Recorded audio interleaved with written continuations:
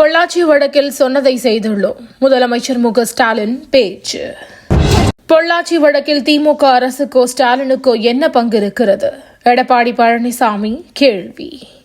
பொள்ளாச்சி தீர்ப்பில் யாரும் உரிமை கோர முடியாது.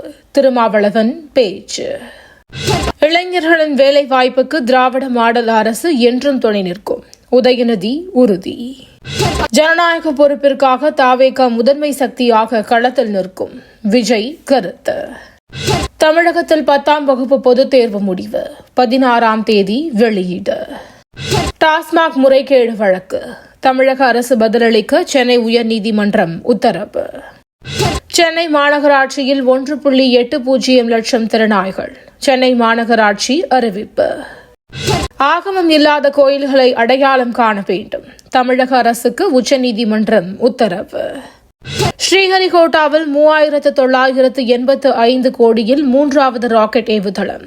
மத்திய அமைச்சரவை கூட்டத்தில் ஒப்புதல். பயங்கரவாதத்திற்கு எதிரான இந்தியாவின் பதில் துரிதமாக இருக்கும். மத்திய அமைச்சர் அஸ்வினி வைஷ்ணவ் பேச்சு.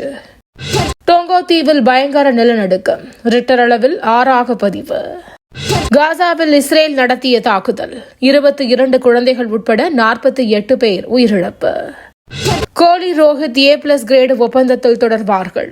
BCCI அறிவிப்பு. கோவை, திருப்பூர் உள்ளிட்ட மாவட்டங்களில் இன்று கனமழைக்கு வாய்ப்பு. வானிலை மையம் தகவல். தினந்தோறும் காலை தலைப்புச் செய்திகளை உடனுக்குடன் தெரிந்து கொள்ள வணக்கம் இந்தியா நியூஸுடன் இணைந்திருங்கள்.